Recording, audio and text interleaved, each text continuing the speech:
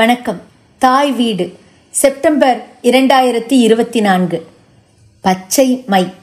சிறுகதை. எழுதியவர் உஷாதீபன். வாசிப்பவர் சுதா கிருஷ்ணமூர்த்தி. சார், நீங்க தான் சார் எனக்கு செய்யணும். வேற யாரும் உதவ மாட்டாங்க இந்த வளாகத்துல. இப்படி சொல்லிக்கொண்டுதான் என் முன்னே வந்து அமர்ந்தார் கோபாலகிருஷ்ணன்.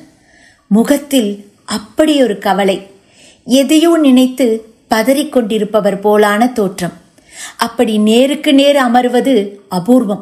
அப்படியே அமர்ந்தாலும் கண்களை நேரடியாக பார்த்து பேச மாட்டார். அது ஏனென்று எனக்கு தெரியும், அவருக்கும் தெரியும் தான். குற்றமுள்ள நெஞ்சு.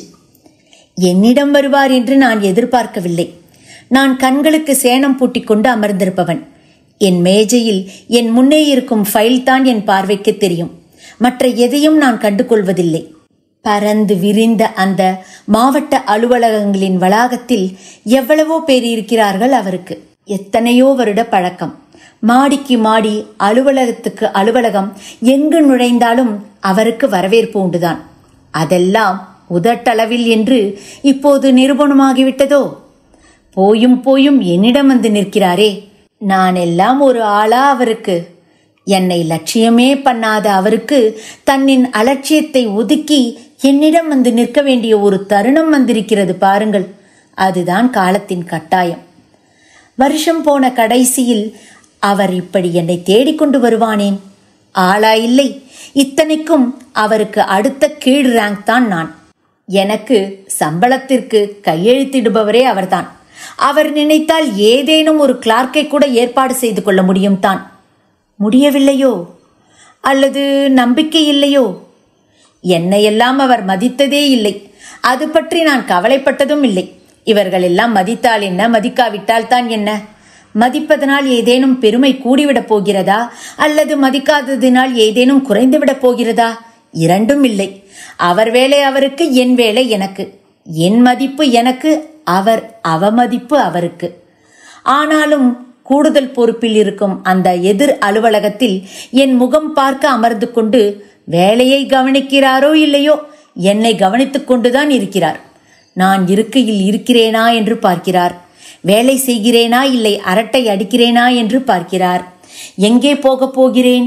நான் தான் காலையில் வந்து அமர்ந்தால் அசையாமல் பேனாவும் கையுமாக குத்துக்கள் போல கிடக்கிறேனே. அவருக்கு என்ன தெரியாதா?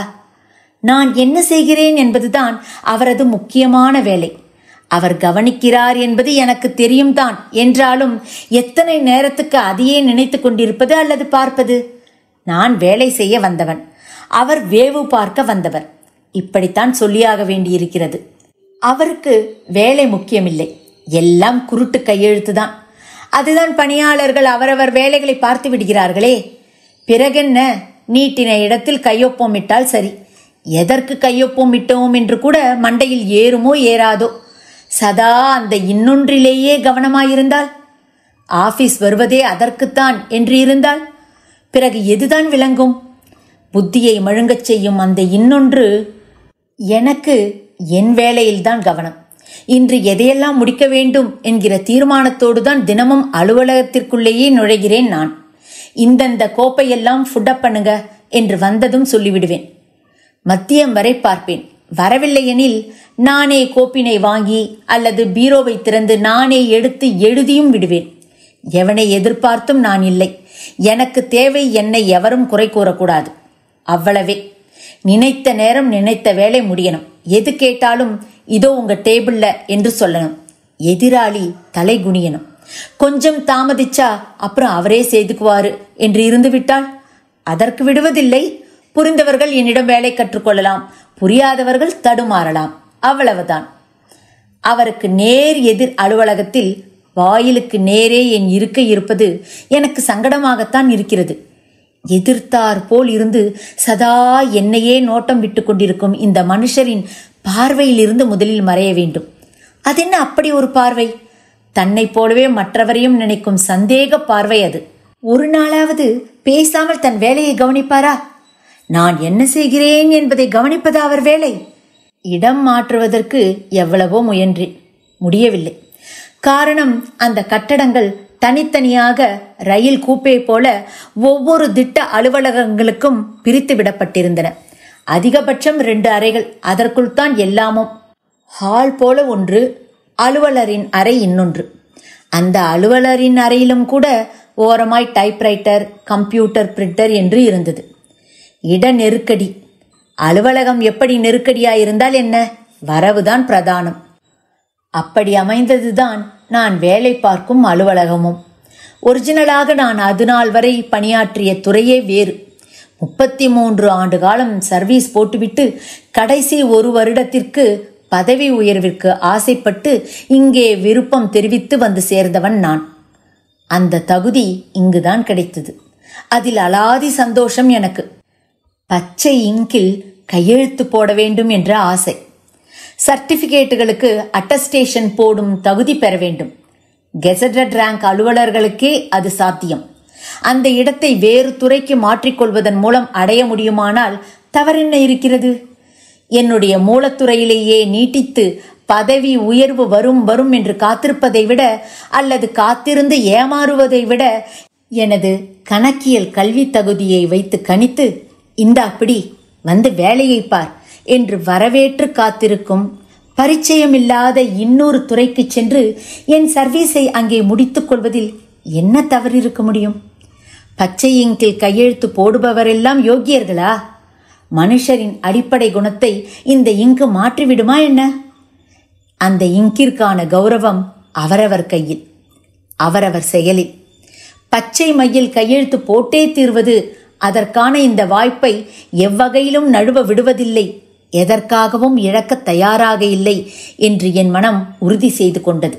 என் மூலமாக அந்த பச்சை மை கையெழுத்திற்கு ஒரு தனிப்பட்ட கௌரவத்தை அளிப்பது என்று உறுதி செய்து கொண்டேன்.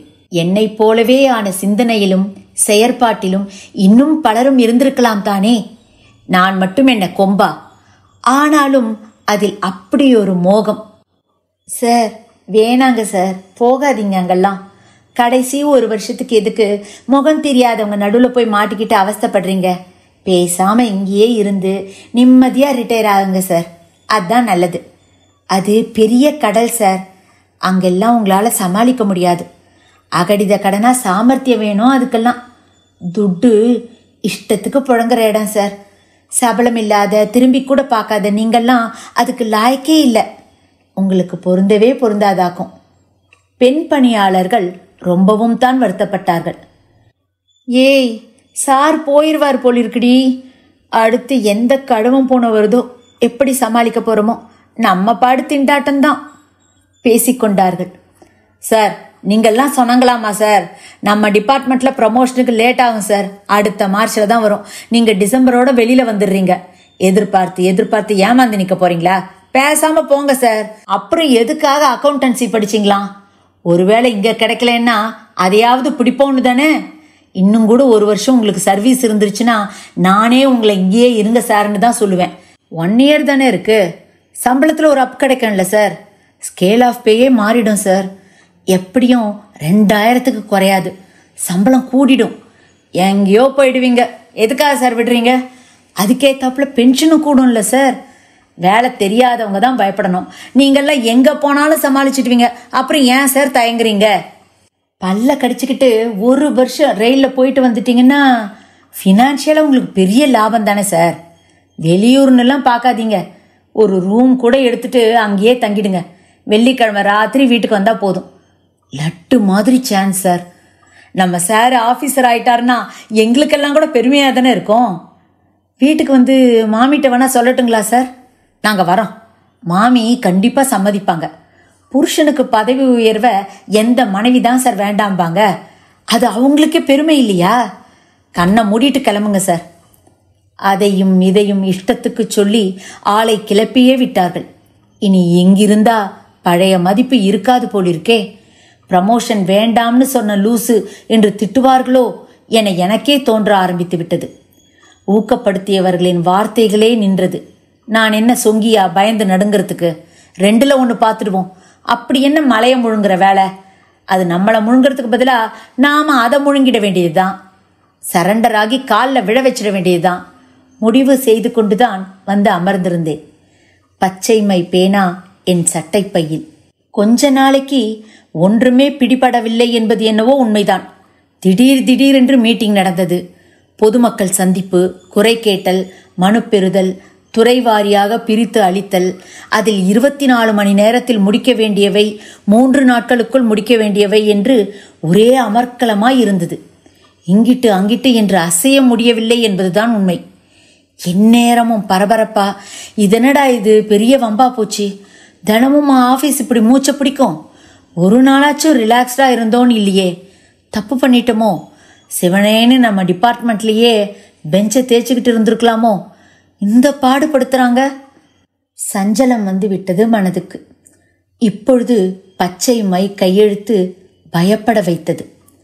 அப்பொழுதுதான் முடிவு செய்தேன், இனி 5:30 ஆனால் ரயிலுக்கு கிளம்புவது இல்லை என்று. 6 மணிக்கு டான் என்று ஆடி அசைந்து அந்த மீட்டர் கேஜ் வண்டி வந்து நிற்கும். ரயிலுக்கு எங்காவது ஸ்டாப் உண்டா? அங்கு உண்டு. அது ஆட்சியர் தன் அதிகாரத்தில் பணியாளர்களுக்கு என வாங்கி கொடுத்த சலுகை. இல்லையானால் டவுனுக்குள் ஸ்டேஷன் வரை போய் திரும்பி வர வேண்டும். சிட்டி பஸ் பிடிக்க பஸ் ஸ்டாண்டு நடக்க வேண்டும். ஆபீஸ் வந்து சேர 10:30 ஆகிவிடும், ஏன் 11 கூட ஆகும் தான். அதனால் உண்டான ஏற்பாடு அது.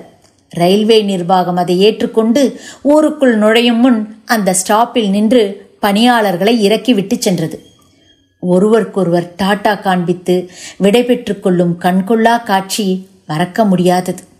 டவுனுக்குள் சென்று இறங்கி அங்கேயுள்ள வங்கி அலுவலகங்கள் என்று செல்லும் மீதி பணியாளர்களும் இருந்தார்களே, அவர்களுக்குத்தான் இந்த விடை கொடுத்தல். மாலை அதுபோல் அவர்கள் முதலில் ஏறி வர இங்கு வந்து நிற்கும் ரயிலில் நாங்கள் ஏறிக்கொள்வோம். எங்களுக்குள் புத்தகங்கள் பரிமாறிக்கொள்வதுண்டு. விஷய ஞானம் உள்ள எவ்வளவு பேர் இருக்கிறார்கள். ஒன்றுமே தெரியாத ஆளாய் இருந்திருக்கிறோமே என்று நான் என்னை பற்றி நினைத்தது கூட உண்டு. இனி மாலை ரயிலுக்கு கிளம்புவதில்லை என்று நான் முடிவெடுத்த வேளையில்தான் பலரும் சொன்னார்கள், எல்லா நாளும் இருக்கணுங்கிறது இல்லைங்க. கேம்ப் முடிச்சுட்டு சீஃப் சில நாளைக்கு சாயங்காலம் வருவார், உடனே மீட்டிங் போடுவார். டெண்டர் இருக்கும், சில நாளைக்கு அதை ஓப்பன் பண்ணி கான்ட்ராக்டர்களுக்கு ஒதுக்கீடு ஆணை கொடுத்தாகணும். அந்த மாதிரி முக்கியமான நாளில் மட்டும் இருங்க போதும். எதுக்கு அனாவசியமாக அலட்டிக்கிறீங்க? புதுசு தானே நீங்கள், கொஞ்ச நாளில் எல்லாம் பழகிடும். கடலெல்லாம் என்னைக்கு ஓயறது, எல்லாம் அப்படிதான்னு மைண்ட் பண்ணாமல் போயிட்டே இருக்க வேண்டியது தான். Be relax, no tension. நானும் அந்த குட்டையில் ஐக்கியமானேன். அதாவது நேரம் காலம் இல்லாமல் வேலை பார்ப்பது, கெதியாய் கிடப்பது, என் பேனாவிற்கு பங்கம் வராமல் பாதுகாப்பது, அதாவது என் கையெழுத்தை கௌரவப்படுத்துவது. அவர் போட்டுட்டாருல்ல, அப்புறம் என்ன, கண்ணை மூடிக்கிட்டு அப்ரூவ் பண்ணலாம். அதுதான் நான். சார், உங்களுக்கு டைம் ஆச்சு, கிளம்பலையா? பிறகு ரயில் போயிடும். கருணாகரன் என்கிற அந்த சீனியர் மோஸ்ட் அசிஸ்டன்ட் என்னை உசுப்ப ஆரம்பித்தார். ஒருவேளை நாம் இதற்கு மேலும் இங்கிருப்பது இவர்களுக்கு ஏதேனும் இடைஞ்சலாய் இருக்குமோ, அதுதான் இப்படி விரட்டுகிறார்களோ என்றும் தோன்றியது எனக்கு. நானும் அந்த சூழ்நிலைக்கு படிப்படியாக பழகிக்கொண்டேன் என்றே வைத்துக் கொள்ளுங்களேன். இருக்கும் நேரத்தில் துளி நேரத்தையும் வீணாக்காமல் கருமமே கண்ணாக வேலை பார்க்க ஆரம்பித்தேன். என் வேகத்திற்கு ஆபீஸில் இருப்பவர்களால் ஃபைல் போட முடியவில்லை என்றே சொல்லலாம். அரசுக்கு அனுப்ப வேண்டிய பிரேரணைகளை அத்தனை துரிதமாக தயார் பண்ணினேன் நான். என்ன சார், இந்த டிபார்ட்மெண்ட்லேயே பழந்தின்னு கொட்டை போட்ட ஆள் மாதிரி, ஆனாலும் ஜெட்டு வேகம் சார் உங்க வேலை, எங்களால் ஈடு கொடுக்க முடியல. என் மனம் மானசீகமாக பெருமைப்பட்டது. தாமதங்கள் எதுவுமின்றி கோப்புகள் நகர்ந்து கொண்டிருந்தன. பழைய பெண்டிங்கெல்லாம் கரைய ஆரம்பித்திருந்தன. எதுக்கு இப்படி தோண்டி தோண்டி எடுக்கிறாரு? நாமளா தூக்கி நட்டமா நிறுத்த போறோம் டிபார்ட்மெண்ட்ட என்றும் முனகி கொண்டார்கள். மனிதர்கள் சராசரிகள் தானே என்பதையும் அவ்வப்போது நிரூபித்தார்கள். இதனால்தான் அந்த மனுஷர் அந்த ஆபீஸே கதின்னு கிடக்காரோ, இங்கு எட்டியே பார்க்க மாட்டேங்கிறாரே. காலையில வந்து அட்டெண்டன்ஸ் சைன் பண்ணிட்டு போறதோட சரி, டேபிள்ல ஏதாச்சும் இருந்தா கையெழுத்து போடுறாரு, மற்றபடி எதிர்த்தாப்புல தான் கதியா கிடக்கிறாரு. சார், அங்கதானே சார் இதை விட பைசா அடிஷனல் சார்ஜ்ல இருக்கையில அடிச்சாதானே முடியும். இங்க வழக்கமா உள்ளது எப்படியும் கைக்கு வந்து சேர்ந்துரும். அங்க கூடுதல் பொறுப்புல உள்ளது கையை விட்டு போயிடக்கூடாது இல்ல. அதுல எல்லாம் சாரு ரொம்ப கவனமா இருப்பாரு. நீங்க வேற அவருக்கு ஏத்தாப்புல அமைஞ்சிட்டீங்களா? எதுக்கு இந்த ஆபீஸ பத்தி கவலைப்பட போறாரு? அதான் மூக்கில் வேத்த மாதிரி உங்களையே பார்த்துட்டு இருக்காருன்னு வேற சொல்றீங்க. அவருக்கெல்லாம் சொல்லி கொடுக்கணுமா சார்? எம்டன் சார், இதுலயே ஊறி தலைச்சவர் சார். எது எது எப்படி எப்படின்னு கரைச்சு குடிச்சவர் சார். அவரு கில்லாடியாக்கும். தங்கள் அலுவலக தலைமையை பற்றி அந்த பணியாளர்களே எவ்வளவு பெருமையாய் கூறுகிறார்கள். இவர்களை அவர் கண்டுகொள்வதில்லை, அதனால் அவரை இவர்கள் கண்டுகொள்வதில்லை. அங்கங்கே கைமாற வேண்டியவைகள் முறையே கால நிர்ணயமாய் நடந்தேறி கொண்டிருக்கின்றன.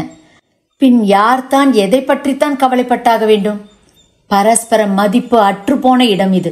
கவலையெல்லாம் வேலையை மட்டும் செய்து வந்து போய் கொண்டிருப்பவனுக்குத்தான். பயப்படுபவன் பயந்து கொண்டே இருக்க வேண்டியதுதான். உதறி செல்பவன் துண்டை உதறி தோளில் போட்டுக்கொண்டு கடந்து போக வேண்டியதுதான். அதற்கு மேல் சொல்வதற்கு அங்கு பெரிதாக ஒன்றும் இல்லை. சார், வேலையெல்லாம் முடிச்சிட்டீங்கல்ல? ஃப்ரீயா தானே இருக்கீங்க? எதிரில் அமர்ந்திருந்த கோபாலகிருஷ்ணனின் கேள்வியின் குரல் தணிந்து சோகமாய் வெளிவருவதை உணர்ந்தேன் நான். ஏன் சார், என்ன பிரச்சனை? உங்களுக்கு என்ன வேணும் சொல்லுங்க. ஒண்ணுமில்ல, இந்த காம்ப்ளெக்ஸ் பூராவும் உங்களை பத்தி தான் பேசிக்கிறாங்க. என்னன்னு சார்? ஏதாச்சும் தப்பா? ஐயோ, அதுக்கு தான் நாங்க இருக்கமே. ரொம்ப புகழ்ந்து பேசிக்கிறாங்க, அதை சொல்ல வந்தேன். லேசாய் சிரித்து கொண்டார். அதில் கூட ஒரு சிறு வேதனை இருப்பதாய் தோன்றியது. தன்னிறக்க நகைச்சுவை. இன்னும் என்னன்னே நீங்க சொல்லல, புதிர் போட்டுக்கிட்டே இருக்கீங்களே. என்ன இருந்தாலும் மேலதிகாரி சொல்லி அனுப்பினால் நானே வந்திருப்பேன்னு சார். நீங்க ஏன் வந்தீங்க? கனிவோடு கேட்டேன். இதுவும் என் ஆஃபீஸ் தானே, ரெகுலர் போஸ்ட் இது தானே, அதுதானே அடிஷ்னல் சார்ஜ். அங்கெல்லாம் நீங்க வர வேண்டான்னுட்டு தான் நானே புறப்பட்டு வந்தேன். இப்போ என்னடானா நிலைமை திடீர்னு மாறிடுச்சு. தன் ஆபீசர் இருக்கையில் உட்கார்ந்து என்னை அழைத்திருக்கலாம். பதிலாக எனக்கு எதிராக வந்து யதார்த்தமாய் அமர்ந்து விட்டாரே. எதையோ சொல்ல தயங்குகிறார் என்று புரிந்தது எனக்கு. அங்கெல்லாம் நான் வரக்கூடாது என்றால் என்ன அர்த்தம்? அது என்ன பாவப்பட்ட இடமா? எல்லாமும் ஆபீஸ் தானே. அங்கேயும் இதே பணியாளர்கள் தானே இருக்கிறார்கள். தலைமையாக இவர் இருக்கிறார், கூடுதல் பொறுப்பு, அவ்வளவு தானே. ஏன் சார், நான் வந்தா என்ன? நீங்க கூப்பிட்டீங்கன்னா நான் வந்துட்டு போறேன். வேண்டாங்க, அங்க ஆளுக சரியில்லை. யாரும் எவனோ நம்பிக்கைக்குரிய ஆளுகளா தெரியல. பயமா இருக்கு. எந்த நேரம் என்ன பண்ணுவாங்களோன்னு. தந்திரக்கார ஆசாமிங்க அங்க இருக்கிறவங்க. ஆனா பாருங்க, அத்தனை பேரும் சீனியர்ஸ். அதனாலதான் பயப்பட வேண்டியிருக்கு. நீங்க அங்க வந்தீங்கன்னா ஒருவேளை நீங்களும் மாறினாலும் போச்சு. சிரித்து கொண்டார். நீங்க எதுக்கு சார் பயப்படணும்? அவங்களுக்கு பாஸ் இதை செய் அதை செய்யினா செஞ்சுட்டு போறாங்க. டூ வாட் ஐ சேன்னுட்டு போங்க, அவ்வளவுதானே. அப்படியெல்லாம் அவங்க கிட்ட கட் அண்ட் ரைட்டா பேச முடியாதுங்க. அது ஒரு மாதிரி ஆஃபீஸ் ஆக்கும். ஏண்டா அடிஷ்னல் சார்ஜ்னு நொந்து கிடக்கேன் நான். குரலில் அலுப்பு தெரிந்தது. எங்கள் பேச்சை எழுத்தர்கள் கவனியாதது போல் ஆனால் கவனித்துக் கொண்டிருக்கிறார்கள் என்பது தெரிந்தது. பார்த்தால் அவரவர் வேலையில் ஈடுபட்டிருப்பது போல்தான் தெரியும். ஆனால் கவனம் முழுவதும் இங்கே. ஆபீஸ் வேலைக்கு தானே சார் சொல்றீங்க, சொந்த வேலைக்கா? அப்புறம் என்ன தயக்கம்? அதுக்கே அவங்க கிட்டலாம் ஸ்ட்ரிக்டா பேச முடியாது சார். இதை பாருங்க, ஆர்டரை நேற்று சாயங்காலமே வந்துருச்சு. இங்க வந்திருக்கணுமே, வரலையா? என் நேரத்தை பாருங்க, எல்லாம் என் தலைவிதி. அவரின் இயலாமையை, திறனற்ற தன்மையை நினைத்து எனக்கு சிரிப்பும் வந்தது. அதே சமயம் பரிதாபமாகவும் இருந்தது. என்னவோ ஆர்டர் என்கிறாரே. வாங்கி பார்த்த எனக்கு ஆச்சரியம். என்ன சார் இப்படி திடீர்னு என்று அதிர்ந்தேன் நான். திடீர்னு தான் இங்கே எல்லாமும் நடக்குது. வேலை செய்யறதை விட கோல் மூட்டி விடுறவனும் புறம் சொல்றவனும் தான் சார் இங்க கெட்டிக்காரங்க. புரிஞ்சுக்குங்க, வேலை 2ஆம் பட்சம்தான். யார் யாரு சீஃபுக்கு நெருங்கி இருக்காங்கங்கிறது மட்டும்தான் முக்கியம். அரசியல்வாதி வந்தா நம்மளை ஒதுங்குங்கன்னு விளக்குவாரு, கவனிச்சிருக்கீங்களா? அப்போ இனிமே நீங்க இங்க அடிஷ்னல் சார்ஜா? அது ரெகுலரா? அதிர்ந்து போய் கேட்டேன். உங்களை பத்தி சீஃப் கிட்ட யாரோ சொல்லியிருக்காங்க போல் இருக்கு. அப்போ இந்த ஆளை அங்க ரெகுலரா போட்டுட்டு இதை கூடுதல் பொறுப்பாக்கிடுங்கன்னுட்டாராம் பாஸ். ஆமா சார், ஆர்டர் வந்திருக்கு, தபால வச்சிருக்கேனே என்றவாறே எழுந்து வந்தார் கருணாகரன் அசிஸ்டன்ட். முக்கியமான தபால்னா உடனே சொல்ல மாட்டீங்களா? டேபிள்ல வச்சா போதுமா? என்ன நீங்க? கடிந்து கொண்டேன் அவரை. நல்லா பைசா கிடைக்கும் என்று அங்கு கூடுதல் பொறுப்பை சந்தோஷமாக ஏற்றுக்கொண்ட ஆசாமி இப்பொழுது அதுவே ரெகுலர் என்றாகும்போது ஏன் சளைத்துக் கொள்கிறார்? எதற்காக பயப்படுகிறார்? இன்னும் உரிமையோடு அல்லலாமே. பகிர்ந்து உண்டு பல்லுயிர் ஓம்புக என்கிற நன்னெறி தெரியவில்லையோ? சரி, நீங்க இன்னும் தபாலே பார்க்கல போல் இருக்கு. பார்த்து வைங்க, நான் அப்புறமா வர்றேன். இந்த ஆஃபீஸ் அடிஷ்னல் சார்ஜ் எனக்கு. சிடிசி ரெடி பண்ணணும். நீங்க தான் முழுசா பார்த்துக்கணும். அந்த தைரியத்துல தான் நான் அங்க உட்காந்துருக்கேன். அப்புறம் பார்க்கலாம் சொல்லிக்கொண்டே எழுந்து கிளம்பினார் கோபாலகிருஷ்ணன். வந்த விஷயம் முடிவதற்குள் மனதில் என்னவோ வந்துவிட்டது. ஆள் பதட்டமாகவே இருந்தார். அவருக்கு இன்னும் 4 மாதங்களோ 6 மாதங்களோ தான் இருந்தன ஓய்வு பெறுவதற்கு. வம்பு தும்பு எதுவும் இல்லாமல் ஓய்வு பெற வேண்டுமே என்ற பயம் வந்துவிட்டது. எல்லோருக்கும் உள்ளதுதான் அது. கடைசி நேர டென்ஷன். எதிலும் மாட்டிக்கொள்ளாமல், எந்த கரையும் படாமல், கரை இருந்தாலும் வெளிப்படாமல், எந்த குற்றச்சாட்டு நடவடிக்கையும் இல்லாமல் வெளியேற வேண்டுமே. எவன் பிஎஸ்ஆர்னு கூப்பிடுறான்? எல்லா பயல்களும் கோபாலகிருஷ்ணன் கோபாலகிருஷ்ணன்னு தான் ரகசியமா கூப்பிடுறாய்க. இந்த குறை அவர் மனதில் ஆழமாய் வேரூன்றி இருந்தது. ஓய்வு பெறும் நாளன்று மாலை 5 மணிக்கு மேல்தான் வயது மூப்பில் ஓய்வு பெற அனுமதி அளிக்கப்படுகிறது என்கிற ஆணை வந்து சேரும். அதுவரை வயிற்றை கலக்கும், கெதம் கெதம் என்று இருக்கும். எவராவது எண்ணத்தையாவது மொட்டையை போட்டு நிறுத்தி விடுவாரோ, நிறுத்தியிருப்பாரோ என்கிற உதறல் மனதுக்குள் ஓடிக்கொண்டே இருக்கும். இது தப்பு செய்தவருக்கும் சரி, செய்யாதவருக்கும் சரி. காரணம், மர்மமான நடவடிக்கைகள் பலவும் புழங்கும் இடம் அது. ஓய்வு பெற அனுமதி என்ற ஆணை கிடைத்துவிட்டாலும் அதற்கு பிறகும் ஏதேனும் பாதகம் நேரக்கூடுமோ என்றெல்லாம் மனம் பதைக்கும். இதற்கு எல்லாவற்றிற்கும் நடுவிலே தான் கெட் டுகெதர் ஃபங்க்ஷனும் நடந்தேறும். மனது விட்டு மகிழ்ச்சியை வெளிப்படுத்த முடியாமல் உள்ளுக்குள் நடுங்கிக் கொண்டே பார்ட்டியை அட்டன் பண்ண வேண்டியிருக்கும். பகைத்து கொண்டவன், முறுக்கி கொண்டவன், முணுக்கென்றவன், மனதுக்குள் திட்டியவன், ஒத்துழைக்காதவன், விருப்பம் இல்லாமல் வந்தவன், மரியாதை இல்லாமல் முனகியவன், முதுகுக்கு பின்னே கேலி செய்தவன் என எல்லா தரப்பினரும் வேறு வழியின்றி வந்து அமர்ந்து இனிப்பு, காரம், காஃபி என்று அருந்தி புகழ்ந்து 4 வார்த்தைகள் பொய்யாய் பேசி கை குலுக்கி அசடு வடிந்து மாலை போட்டு துண்டு போர்த்தி மரியாதையோடு அனுப்பி வைத்து பிரிந்து செல்வார்கள். பாக்ஸ் வந்துச்சா, பாக்ஸ் வந்துச்சா என்பதற்கு தகவல் சொல்ல அமர்த்திய ஆள் இன்னும் வரவில்லையே என்று துடிதுடித்துக் கொண்டிருக்கும் வேளையில் கையில் அந்த ஜெராக்ஸ் நகலோடு ஆள் பரபரத்து வந்து கொண்டிருக்கலும் கூட அது ஓய்வு பெற அனுமதி அளித்த ஆணைதானா அல்லது வேறேதாவதா என்ற சந்தேகம் உதித்து வயிற்றை கலக்க, சார் ஆர்டர் வந்துருச்சு என்று கொண்டு வந்தவன் குரல் எடுத்து சிரித்த முகத்தோடு கொடுத்த பின்னால் தான் உயிரே நிலைக்கும். எப்பாடா, இருங்க முதல்ல பாத்ரூம் போயிட்டு வந்துடுறேன் என்று ஓடுவார் அந்த ஓய்வு பெறும் அலுவலர். ஓய்வு பெற்றவர்களின் நடவடிக்கைகளை கண்ணுற்றிருந்த எனக்கு இதையெல்லாம் புரிய வைத்திருந்தது. Sir, good morning sir. மெல்ல அழைத்து கொண்டே அருகில் வந்து அமர்ந்தார் கருணாகரன். யாரானாலும் பக்கத்தில் வந்தால் நிற்கக்கூடாது என்று சொல்லியிருந்தேன் நான்.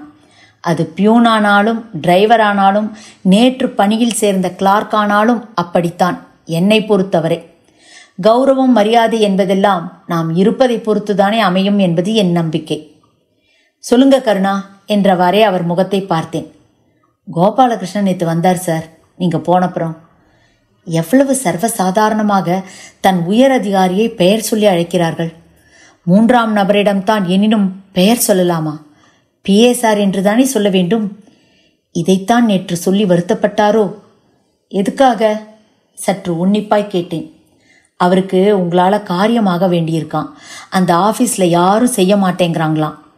ஏன்? அவர் தானே அவங்களுக்கு பாசு. அவர் சொன்னா செஞ்சுதானே ஆகணும். அதெல்லாம் சின்ன சின்ன தனி ஆபீஸ்கள்ல நடக்கும் சார். இந்த மாதிரி கடல்ல நடந்தேருமா சார்? இது பெரிய கிடங்கு சார். என்ன சொல்ல வரீங்க? புரியல. உண்மையிலேயே அந்த பூடகம் எனக்கு புரியவில்லை தான். வந்தவுடனே சார் போயிட்டாரா? அதுக்குள்ளேயுமா? ட்ரெயினுக்கு கரெக்டா கிளம்பிடுறாரு, தவறாம. கொஞ்சம் இருக்கக்கூடாதா அப்படின்னு சலிச்சுக்கிட்டார் சார். அப்புறம் மனதுக்குள் சிரித்து கொண்டே கேட்டேன் நான். அவரு டெய்லி அப்படிதான் சார் போறாரு. 5:30 பைய தூக்கிடுவாரு.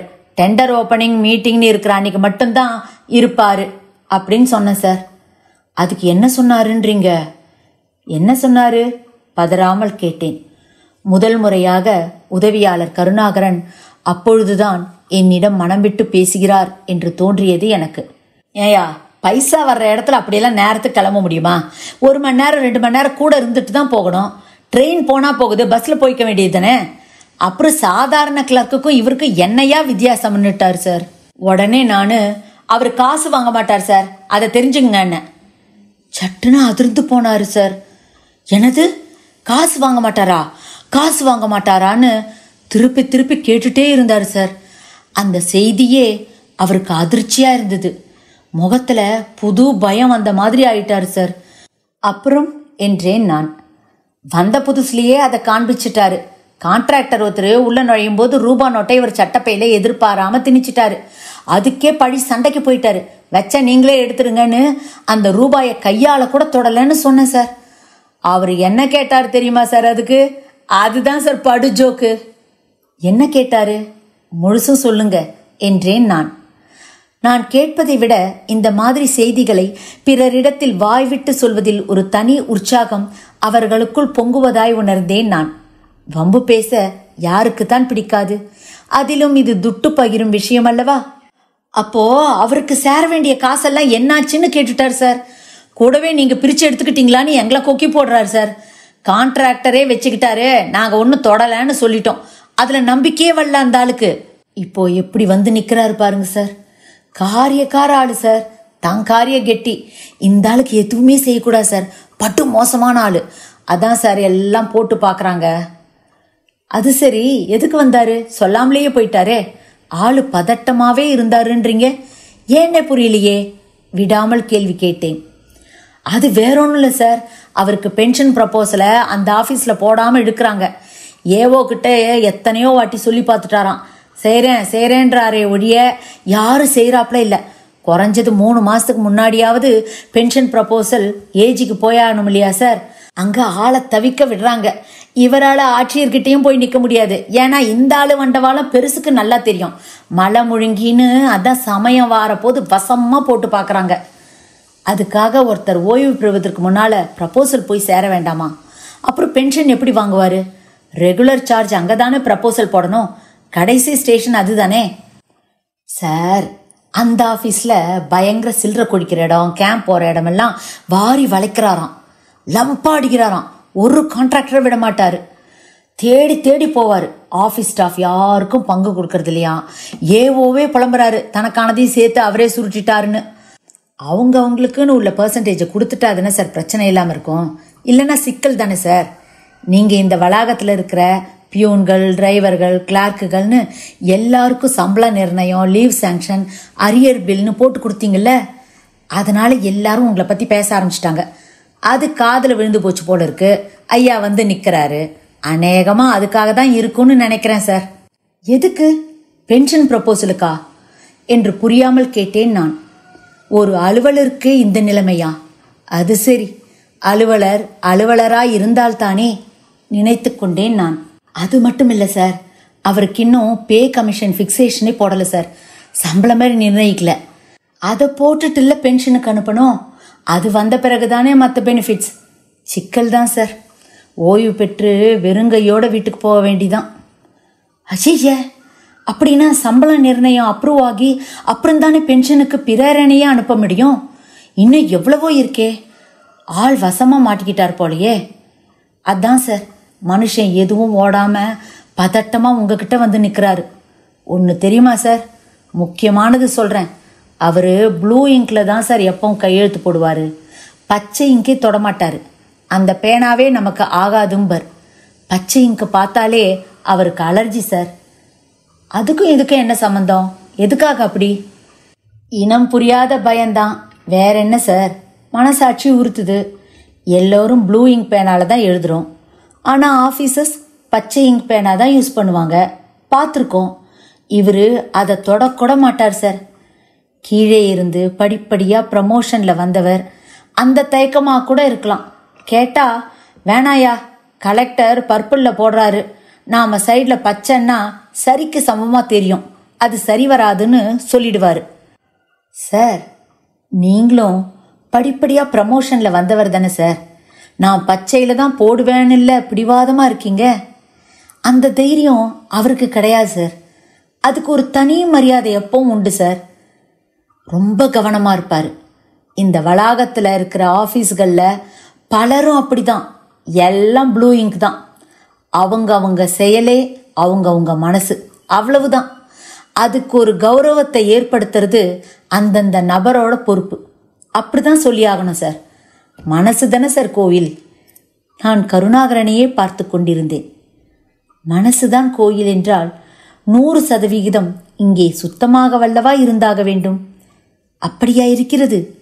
கீழிருந்து மேலே வரை மனிதர்கள் சராசரிகள் தான் என்பதையல்லவா உணர்த்தி கொண்டிருக்கிறார்கள். அத்திப்பூத்தார் போல் ஓரிருவர் தங்களை நேர்கோட்டில் நிறுத்திக் கொள்கிறார்கள். அவ்வளவுதானே. பெரும்பாலானோர் உலகத்தோடு ஒட்ட ஒழுகல் என்று கைகோர்த்துதானே அலைகிறார்கள். தங்களுக்கு பாஸாக இருந்த ஒரு அலுவலரை பற்றி பணியாளர்கள் என்னவெல்லாம் எப்படியெல்லாம் புகார் சொல்ல வேண்டிய நிலை வந்துவிடுகிறது. ஆற்றோடு போகும் நீர், ஐயா குடி அம்மா குடி, அதுதானே. இந்த எல்லாவற்றிற்கும் எது காரணம்? நேர்மையற்ற செயற்பாடுகள், மனிதர்களின் ஆசை, முரணான ஆசைகள், தெரிந்தே செய்யும் தவறுகள். அதுவே அவரவர் துன்பத்திற்கான காரணங்கள். நான் இப்படித்தான் எண்ணிக்கொண்டேன். மறுநாள் அலுவலகம் வந்து சேர்ந்த போது என் இருக்கைக்கு எதிரே முன்னதாகவே வந்து அமர்ந்திருந்தார் கோபாலகிருஷ்ணன். முகம் மிகுந்த வாட்டமாயிருந்தது. இதென்ன சோகமே உருவாய் இப்படி? வணக்கம் சத்யமூர்த்தி சார். எனக்கு நீங்க தான் செய்யணும். என் பணி ஓய்வு பலன்களை எல்லாம் நீங்க தான் வாங்கித்தர ஏற்பாடு பண்ணணும். ப்ரப்போசல் அனுப்பணும். உங்களை தான் நான் நம்பியிருக்கேன். உங்களை விட்டா இங்க வேற யாரும் எனக்கு செஞ்சு தர மாட்டாங்க. நான் பீஸ்ஃபுல்லா ரிட்டையர் ஆவது உங்க கையில தான் இருக்கு என்றவாறே என் இரு கரங்களையும் இறுக பற்றி இழுத்து முகம் புதைத்து கொண்டார் கோபாலகிருஷ்ணன். கை விரல்களில் ஈரம் படர்ந்த போது அவர் அழுகிறார் என்பதை என்னால் உணர முடிந்தது. அவர் உடம்பு குலுங்கியது. என் மனம் இறங்கியது. அவருக்கு உதவ வேண்டும் என்றுதான் மனம் துடித்தது, இசைந்தது. நன்றி, வணக்கம்.